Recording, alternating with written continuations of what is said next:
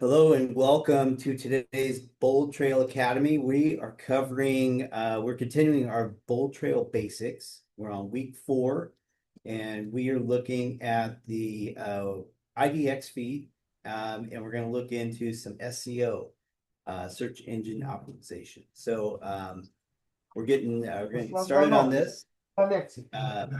Someone needs to Ah, mute there. mai e mult? Все, hai ca să sunăm așa, un ceas. Get that. I am. All right. So before we jump into what we're covering today, I just want to go back and cover some points that we have gone over previously. One of them that's always important to cover is the New Vision site where we have all of our resources. The team training has become very popular, and we have the schedule in here. So the thing that I hear a lot is I don't know where to find the training, and that's where the New Vision group has really jumped in and put this schedule together. So if you haven't gone to the New Vision site, I'll throw a QR code up there. You can scan that real quick and go to that site. We put a lot of our training in there so that you guys don't have to go searching around for it. Before you migrate off, just go over to resources and marketing. We've done some updating on this.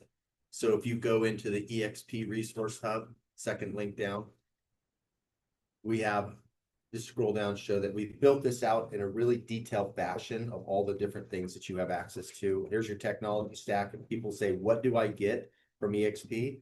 Take them right here to the New Vision site. There's your tech stack. And these are all live links back. So, and then you go down and see the toolkits. Scroll down if you wouldn't mind, Alex. I just put the link to this in the discussion.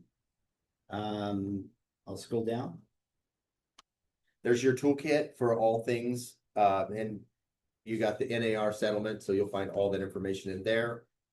Things about your rev share, and then your expert desk. And you know what's fun about this expert desk? You're going to get someone on the phone in less than a minute. It is such fast support, but we want to make sure agents know how to get to it, so we put it right there. Yeah. So I just put the link to this page in the chat. So go in there, take a look at it. What I like to do with all this stuff is I go in there about once a week and I just kind of click around, see what's going on, see what's new, so I can stay on top of this stuff. We've done a lot of updating in the agent attraction too, but we just encourage people to go look. For agents local here in the Sacramento market, the 2026 event schedule has been posted. And Steve, we have some really powerful speakers coming for our Thursday PCARs. I would venture to say this roster of professionals is probably the top roster in America. No real estate company anywhere is going to get this kind of training.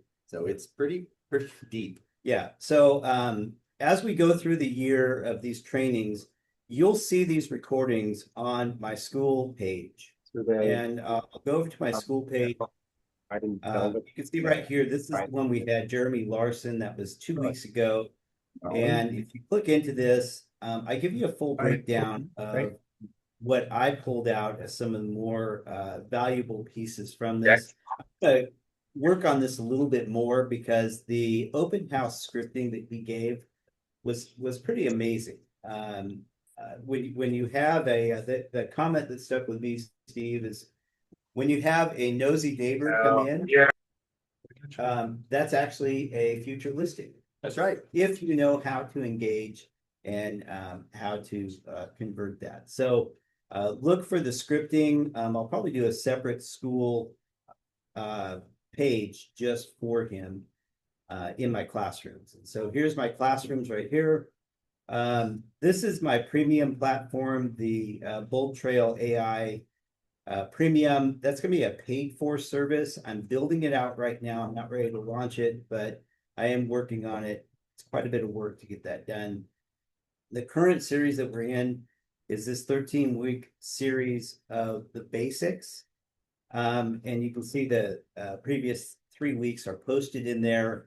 I have a lot of people that are coming back and rewatching, especially last week, where we covered how to input a contact the right way And so that was a powerful session. So take a look at that. Kim's got a quick question. Do we have pricing yet for the premium service? And I would say maybe. My pricing in my head right now is $50 a month. And I'm building in the ad value for that $50 a month. One of the key features of it is when you go and create your content for social, and I'll show you what I mean by that. This is my Facebook page, and right here I started putting out the deals of the week. And what I did was I created a AI prompt, and that AI prompt uses my BoldTrail website, my XP website, to go out and search the market for the top what I call values in the market. So when I post this, when we do our social media hour, it's probably going to be Wednesday night at like 6 o'clock. As soon as I post this, everyone on that call is going to engage with it and like and share it. And that way we all raise the bar for our social media content. We get ranked higher. That's going to be really one of the key components of it. But when you log on to that call, you got to have your content. In order to have your content, you got to have your AI trained to be your digital assistant. And then once that's done, you got to have your 90 content ideas. And then once you got that done, you got to start creating your 90 content ideas using AI. So I don't want to overwhelm everybody. Too late. But there's a lot to it. To it. That's what we're going to cover. Here's the message I want to say for this. It's a systemized approach for you to successfully take the steps forward using BoldTrail. Yes. With a group of people that'll keep you accountable. That's right. So that's really what I'm focused on. This takes a tremendous amount of my time to put it together. I love putting it together. But the ask I've had lately is, how can I really get more into the AI to be more productive and not just use AI as just kind of a fun tool, but really focus on productivity. That's what I've done with it. One of the things I'm going to cover is using AI to be your transaction manager. It's a pretty powerful tool if you get the prompt right. And that's what I'm going to share if you get there. So I'm not ready to roll it out yet, but that's my future plan going forward.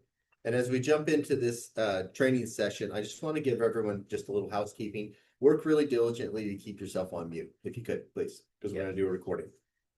Okay, so guys, we're covering the IDX feed. Steve, what is the IDX feed? It's Internet Data Exchange. It is. And what it is in this case is it's taking all of the listings that are on MLS and feeding them into your BoldTrail website. That's what it is. And so when you come in here and look at listings on the listing tab, you can see I have these different searches up here that are already done. And these are all the listings that are in the MLS. When I come in here and say EXP 95747, that's the zip code that we're in. This is the zip code I like to really do all of my property boosts and all of my open houses in, all my activity. I like to focus in there because I want to digitally dominate my farm. 95747 is, I don't know how many houses are in there. Thousands. A big house. More than I could market on my own. But the point is that right now EXP has 10 listings in 95747. The IDX feed feeds them in, and when you click on these, this is your back office. This is what it looks like on the back office, and then every single listing, they create this custom website for you. So this week I found 2 agents out there posting on social Zillow links. Oh my gosh. Yes. Stop doing that, you guys. Stop using Zillow. My goal by the end of this year is to get everybody generating leads on their own so they don't have to use Zillow. And it's happening right now. There's a huge lawsuit right now. Yes. Class action lawsuit against Zillow right now. And I really think that whole market's going to change. And so I'm trying to stay ahead of that curve so that we can have the tools to do our own lead generation that are all ours. Back to my point at hand. This is I did nothing to create this website. I did nothing. It's automatically created through the IDX feed. The cool thing is I can post this on social, and I'll go back to my social and show you right here. Here's my links. So you could do like a listing of the day. Yeah, what I did was I created an AI prompt to pull the top 3 values in Roseville, and I went in and integrated all the links into it. But as you can see, the point I want to make is that it's the same format. That's a good looking little craftsman. Yeah, it is. Digitally branded under my footprint. What more could you want from a website? The thing I like about this, the most important part, I should say, is that when you send this to an agent, they're within your digital footprint. They're not going away. If I wanted to chat with myself, I could click on chat. And now it connects. And I have it connected through the messenger function on Facebook. And you guys can do that too. It's not hard. Save it. I could, when they hit save, it saves to the profile within your KB core.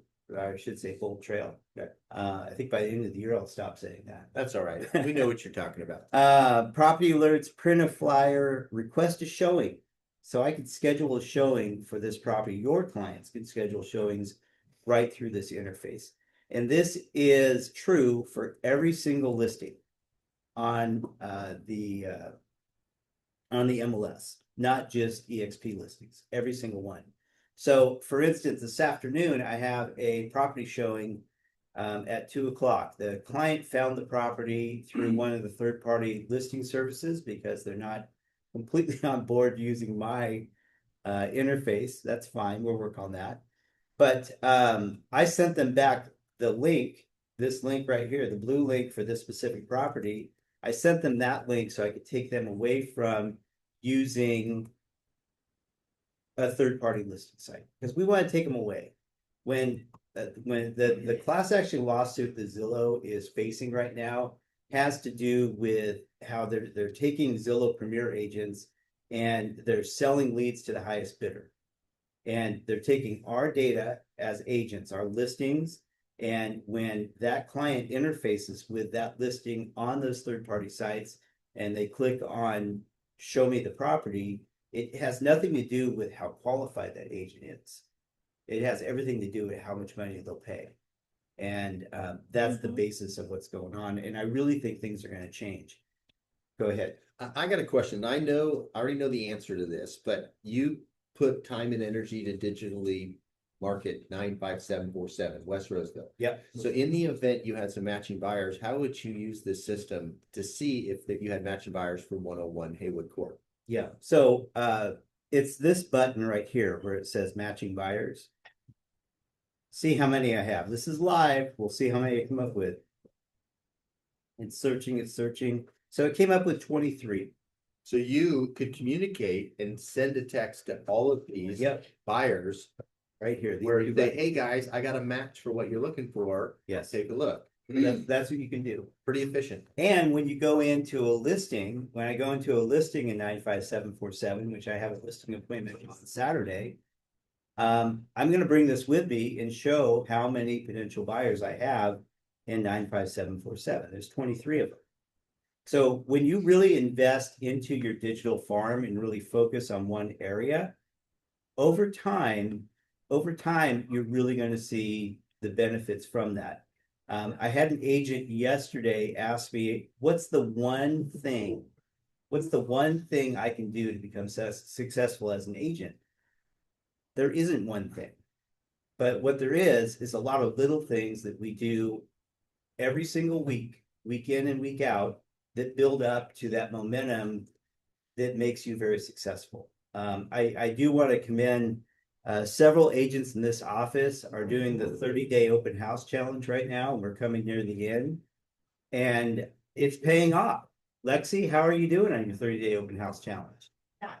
You're done. And how did it end up for you? Well, I still have 2 more days today and tomorrow. Yep, yep. And I know several other agents in this office that have gone all in to do open houses. Frustrating at times because you sit there and no one comes in, but you keep doing it. You keep doing it, you show up, and over time, all of these activities, they pay off. Now, what I'm trying to get everyone to do is to use this technology so that you can get this 23 number, 23 potential buyers showing up.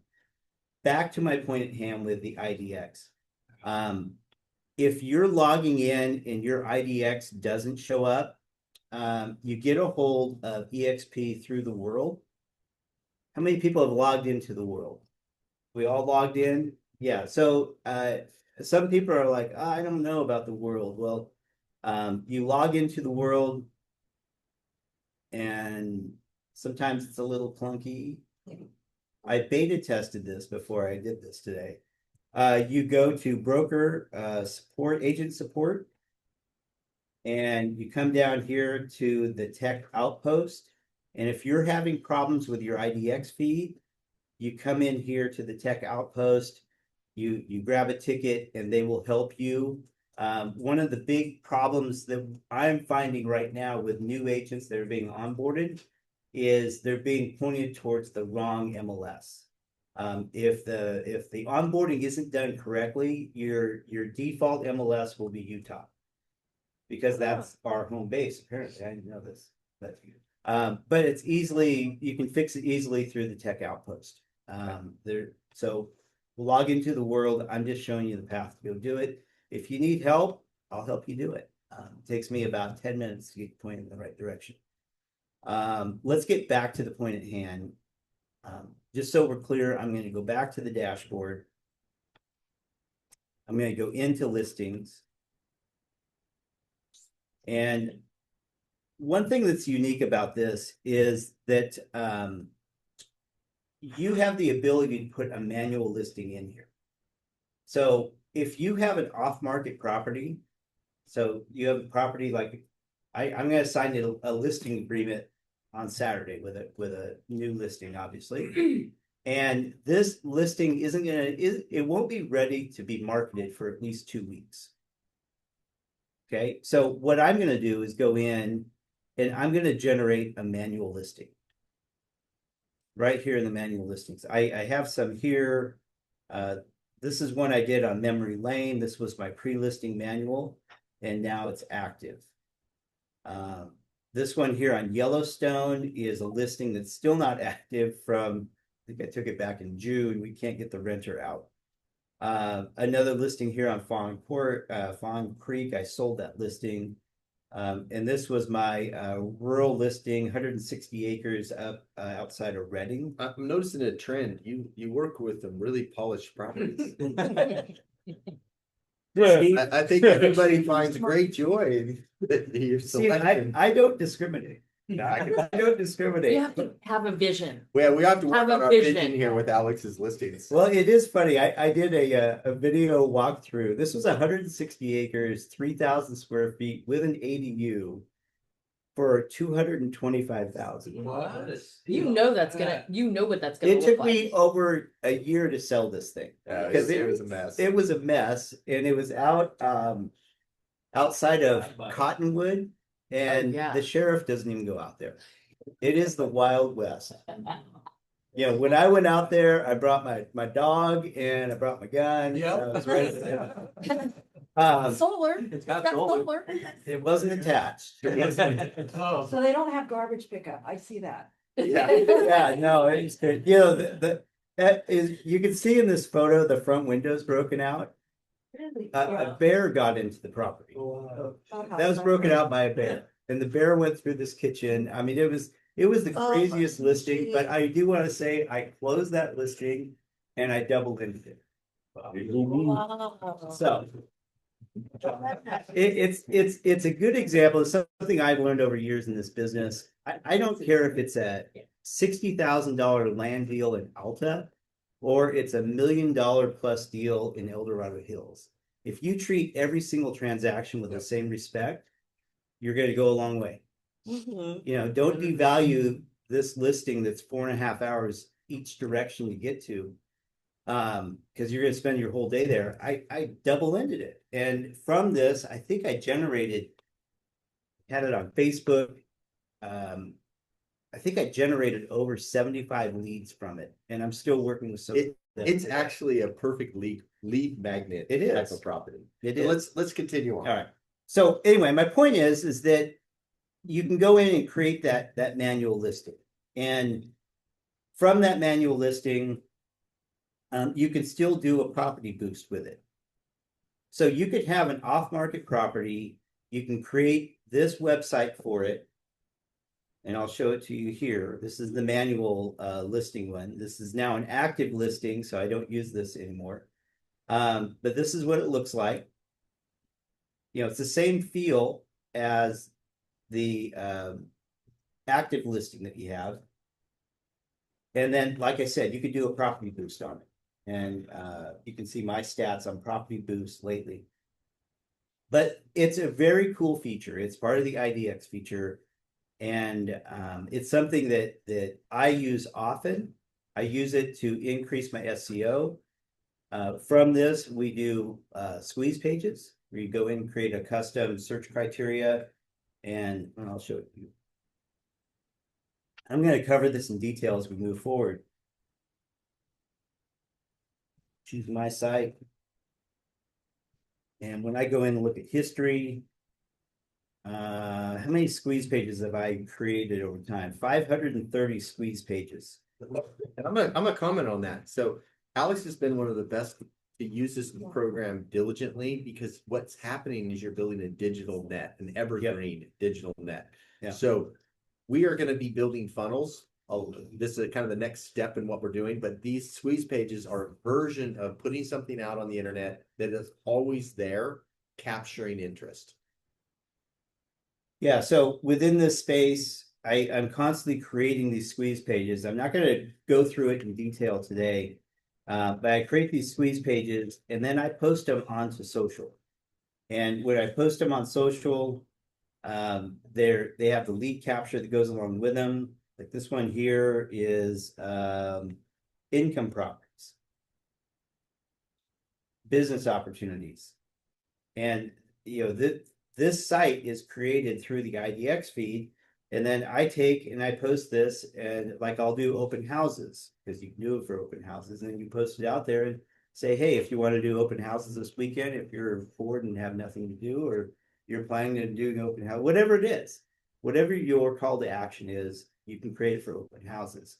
You can create it for reductions, price reductions, all these sort of things. The point is that the IDX feed allows you to draw this in, and then you can take and post it. So go in there and explore the listings feature, company listings. And in those company listings, I use them to do property boosts. So when I do property boosts, it's Johnny referred to it yesterday. It was the text, street text is another version of it. But within our platform, it's called property boost. And really what it does is you can take any of these listings. So let me go back to Roseville. So this is EXP Roseville. This is all of Roseville. And again, I've just saved. I've gone through and done searches. Go on to Gray Eagle right there, 106. In fact, Caden and I, one of the agents here, we're going to hold that open this weekend. So let's see how you would boost this property. So if I were Caden, I'd be boosting this property as an open house. We're a little late in the game for that, but we are a little late in the game, but next week, you go in here and it automatically pulls in the information from the IDX feed. You go to next, you go listing type, and for Caden, I'd put open house. If you have a price reduction, featured listing, and then you have a couple of options here. You can go agent branding, it throws your branding in there, modern. A lot of agents want to be luxury, so they have the luxury. So you can go in and put these different things in. Steve, which one works best? one you use. The one you use. So you go out there, you A/B test this stuff. There's no one thing that works here. For me personally, I don't put my mugshot on there. I don't think people really care what I look like. They want more about the property. Other people are like, well, I want my mugshot on that. Well, God love you, go do it. You could have that, the options there for you. But you go in here, you choose your features, you go next, you choose your price. Now, is there a section here, just to reiterate how effective this is? Yeah. Let's say I was targeting people in Danville or potentially South San Francisco, Yeah. and I wanted to draw around that and boost in that particular area. Does this give me the capacity to do a geofence? You can, when you go through and do this, like in order to do what Steve's doing, it's targeting different markets. So when you go through this process of creating the boost, it'll target the local market within a certain square mile or radius mileage. But you can also go and target, for us, we like to target the San Francisco Bay Area, San Jose, because we have a lot of Bay Area transplants that are coming up here. They sell their Bay Area home they bought for 250,000 10 years ago, and now it's worth $1,250,000, and they're coming up here with all that equity. I have 4 buyers right now that are doing that I generated through the property boost because I targeted Bay Area buyers, and they don't have an agent up here, and they're looking for an expert in the local market. Yeah, give you a quick tip on how to use this effectively. Hold your questions until the end, but here's a quick, let's say you're in with the listing appointment and you sit down with the seller and say, look, here's what we're going to do. Your property is going to primarily attract people migrating from the Bay Area. So there's different moving companies that have migration maps that you can look at and see who's traveling from area, let's call it South San Francisco, up into Sacramento. And now you can geofence and target that advertising and tell the listing client, here's how we're going to be different than the next agent. We're not just going to put it on the MLS. We're literally going to find the people migrating to this area and then target them. So great point. You'll find that geofence information on the school platform. Steve and I will put together a post on that under real estate tech. To move forward right now, I would have to pay. I would have to pay to boost this property. Go ahead. I'm giving you permission to boost our open house. You can do that. Yeah, all right. I'll do No, it. you don't have to. No, so I'm just not prepared to do it. Steve has really put me on the spotlight, and I appreciate you. I did. But I tell you what, next time when we come back, I will be prepared to boost a property. It'll be my new listing over in Roseville, and we'll boost that. But the point is once you pay for it, then there's other features out there that you can choose, and that's where you choose the different targeting. What would be the areas. frequency of leads agents can expect, and do they drop into the CRM using the system? Yeah, so when I showed you guys these matching buyers, the matching buyers are generated through my property boost activity and my open house activity. And when someone registers through a property boost, the details of that property that you boosted are integrated into that contact. And that's how they're showing up. In this case, I have 13 buyers for this property. That's how they're showing up. Same thing when you do an open house. When you're doing an open house, there's no one way to get your clients on your sign-in sheet. But your end goal, your end result is if they're signing up on your paper sign-in sheet, you're going to put them into the open house app. And this is something we're going to cover in detail as we move forward. It's important to use the open house app to register your clients from your open houses because it integrates the property details into that contact so that you can get 13 people showing up as possible matching buyers for this property. And you can go like this, and then you can go and you can mass text them.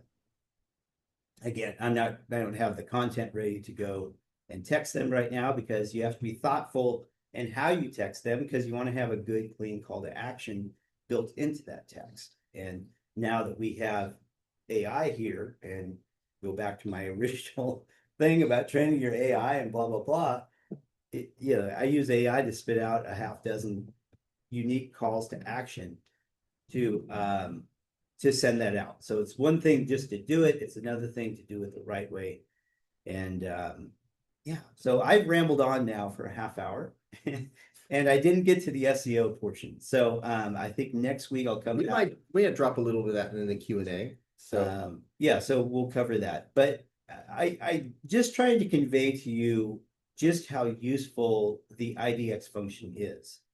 And go in there and use it. Go in there and when you're talking to clients about different properties, go and find the property and send them your link through your website. I did yesterday with a client and he's like, oh, this is cool. I do it all the time because you want to get people using your website to do their searches so that they're more ingrained into your digital footprint. And I'll go to my activity. As you can see, I researched those 3 properties that are in my top values. And so it showed up as activity.